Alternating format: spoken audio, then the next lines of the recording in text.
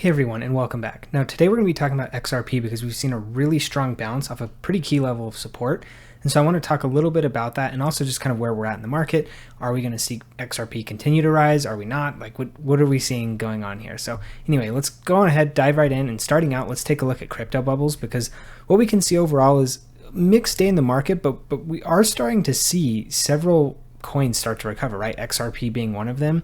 Obviously, we do still have Ethereum, Jasmy, Pepe, Floki. A lot of these still kind of down a little bit. Solana also down, Sui down. So a lot of the majors, I would say, are down today overall, except probably XRP being the only one. HBAR's come up a little bit as well. But overall, I mean, the market's still looking pretty red on the day. And one thing we are seeing on the weeklies, we've actually flipped to red as well. And so things down pretty red for the week. And so obviously we've got a couple greens here and there, but market definitely overwhelmingly red for the week so far. Again, I don't think this is too much of a concern just because we have seen so much green. I mean, even for the month, we are still very, very, very green. So things looking pretty good overall, but we have started to see some of the days and weeks flip back to red just because we are seeing a little bit of a pullback. Looking at the liquidations, we can see in the past 24 hours, we've seen $600 million liquidated, primarily longs, a decent bit of shorts as well, just because we have seen a relatively strong bounce recently. We can see on XRP $31 million of longs liquidated, but still $18 million of shorts. And we're going to look at the chart here in a second, but I'm guessing that the majority of the shorts liquidated probably happened very, very recently. And so we're going to look into that, like I said. But overall, $631 million is quite a decent bit liquidated. In the video earlier today, it was over $1.5 billion. So, definitely down a lot from what it was yesterday. But even so, I mean, a month to 2 months ago, $600 million would be an astronomical amount. So the fact that we're down 63% to $631 million is still a little bit insane. So tons of money flowing through the crypto ecosystem right now. Tons of dollars going everywhere, right? And so obviously with that, a lot being liquidated. Hopefully that's not you. If you are trading leverage, you just need to be very, very careful. It's not like normal trading. You have to kind of think about it completely differently. And so if you are trading leverage and you have gotten liquidated on a lot of this stuff, maybe take it as a learning experience of what not to do and how you can improve going forward in the future, right? Because ultimately that's what we're all here to do. We're all here to learn. We're all here to essentially just keep progressing, all of that type of stuff. And so learning is kind of the most important part. Now, looking at the XRP chart, we can see obviously over the past probably 20 days or so, we've obviously seen that really, really nice move to the upside. We saw a test up here getting towards $3 twice, but then we got rejected. And we've seen kind of a fall off since then. We saw earlier, about a day ago, we could see really, really strong wicks to the downside. This is kind of that large liquidation event that saw a lot of people get wrecked. And now if we zoom in a little bit, we can see we have kind of fallen down towards this level of support. We bounced really quite strongly off that support and have basically been almost up only since then. We had a little bit of a red candle in here. Again, we're looking at hourly charts here. We can see we touched just barely into the oversold when we hit this level of support, and so then from there on it was a pretty strong climb up. Honestly, like a pretty good bounce out of XRP. I was kind of expecting that we might see it fall a little bit further, potentially even down to this like $1.50 mark. But this bounce that we've seen here is actually looking really, really good for XRP, just kind of longer term. If it can hold above this like $2-ish range, I'll just call this, I know it's not exact, but we'll just call this like the $2 support. Like if it can hold the $2 support, this is a really, really good thing for XRP, and is something that I think is really going to push XRP really quite well further on into this bull run. Because keep in mind, like there is the possibility that this bull run is really just getting started. We haven't even really seen an alt season yet. When we're seeing things move like this and we haven't even gotten into an alt season yet, it does bode really quite well. I mean, we're seeing Solana do this, we're seeing Sui do this, we're seeing XRP do this, we're seeing Cardano do this. A lot of these ones that are really running quite hard so early on in the cycle, again, we don't know anything in the future. This is not financial advice just because I have no idea for certain what's going to happen. But when we do see something like this running so hard so early on, when it's not technically like their time to run, like it usually bodes pretty well for the strength of the coin overall. And so it'll be interesting to see kind of what we have going on there. I do think a lot of this is frankly just kind of pure speculation. whether this chart can continue to hold up and continue on this run that we've seen, I think really depends a lot on what the regulatory framework kind of ends up shaking out to be as this new government takes place in the US, and essentially the changes that they decide to make, both from an executive level as well as in Congress, also from an agency level, particularly with the SEC. SEC has kind of been a nagging issue for a lot of people within crypto, not just XRP, basically everybody. And so depending on what changes we see from the SEC is going to be a pretty big deal. Now, if you are wanting to trade XRP or really anything for that matter, Bitcoin, Ethereum, Cardano, ICP, Jasmy, any of that type of stuff, I am partnered with BTCC again for this month. You can see we do have this 10% bonus on first time deposits, which in my opinion is a really, really good deal. I mean, if you're looking to be trading anyway, you might as well get a 10% bonus on whatever you deposit. So for example, if you were to deposit, let's say $5,000, you would get a $500 bonus to trade on. And then let's say, you 2x from there. Otherwise, you'd be turning your $5,000 into $10,000. But in this case, you'd be turning your $5,500 into $11,000. And so basically, something like that, you're looking at $1,000 free dollars. And obviously, if you make more than that, more, less, all that type of stuff. But keep in mind, this is in addition to the extra bonuses of up to $10,055 per user.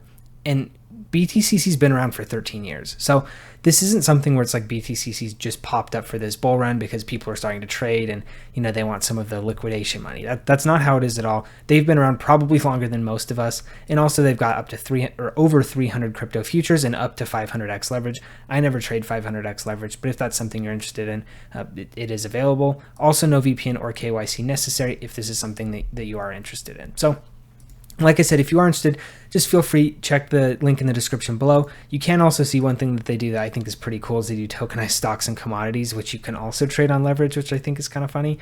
So if you are wanting some more I would say real world type of exposure in your crypto portfolio, then the BTCC is a good way to do that also. So anyway, now moving on, I want to take a look at a couple pieces of news. The first one being that it's looking like MicroStrategy might actually be announced as a new member of the NASDAQ 100, which would be really cool because obviously, when you get allocated into these types of funds, it's something that's very, very good for the just overall price, the overall publicity, the overall legitimacy of your company in general, right? And I think there's been kind of a level of people don't necessarily treat MicroStrategy like a real company because it's kind of just like a leveraged Bitcoin play, which is fair. But also if you're going to be added into some sort of index like this, I would say this is a really good thing, not only just for the legitimacy of MicroStrategy, but also the legitimacy of Bitcoin overall. And so this is obviously something that's really good to see.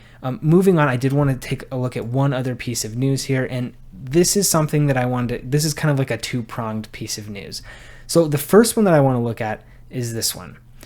So as we can see by the context here, this is something that we always need to be careful of because this person, whether they just have no idea what they're doing or what they're talking about, or they're maliciously trying to engagement farm, it doesn't really matter. But basically they were saying that Coinbase and BlackRock were drained and the hackers are sending the Bitcoin to hundreds of wallets. This is not at all true. This is completely false. And for whatever reason, like I said, whether it's just bad reporting or malicious, it doesn't really matter. But we can see this is almost 200K views that this got. So obviously a lot of people saw it. Not really a great thing in my opinion, because obviously this is spreading unnecessary FUD. Not necessarily a big deal, but overall it's obviously claims like this should be substantiated and they weren't. And so I just want to kind of use that as a PSA that you really should you always do not take anything at face value.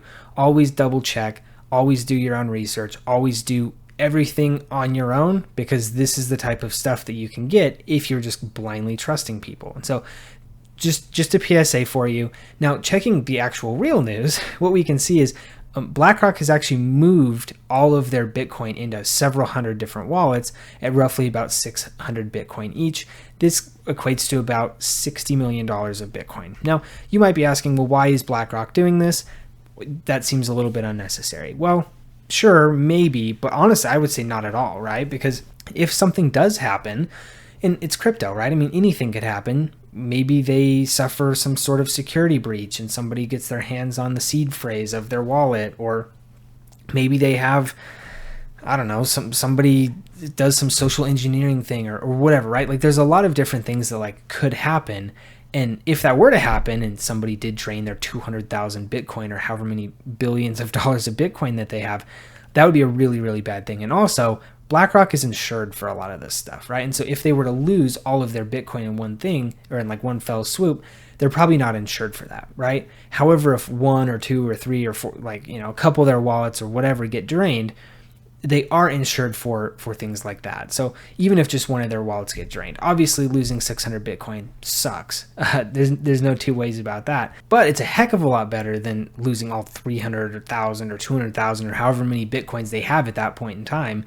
It's a heck of a lot better than that. And so that's kind of the reason that they're doing this type of thing. So I would say good. It's good to see that, right? This to me seems like we're getting a level of like risk management, a level of like sophistication, all this type of stuff, a level of like education that's coming into the more institutional crypto management, which I think is a really good thing to see, because something like BlackRock getting drained of 200,000 Bitcoin or whatever, that would be a unbelievably damaging thing that happened to the overall crypto ecosystem. I think that would probably turn institutional money off forever, if not forever, a very, very long time. And so the fact that they're kind of doing stuff to mitigate some of this, I think is a very good thing to see just for everybody involved. Again, I don't like the concentration of Bitcoin really much at all, but obviously it's here and this is what we're dealing with.